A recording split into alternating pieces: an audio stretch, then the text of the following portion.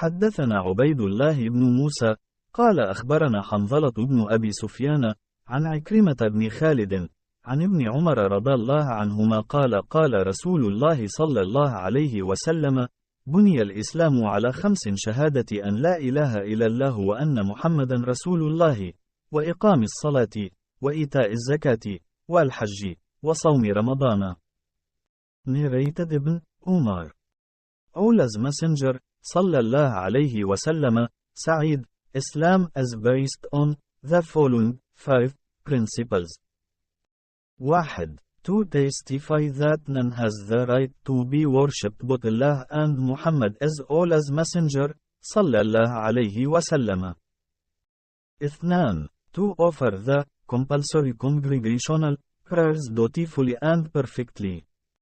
3. To pay zakat, أي obligatory charity.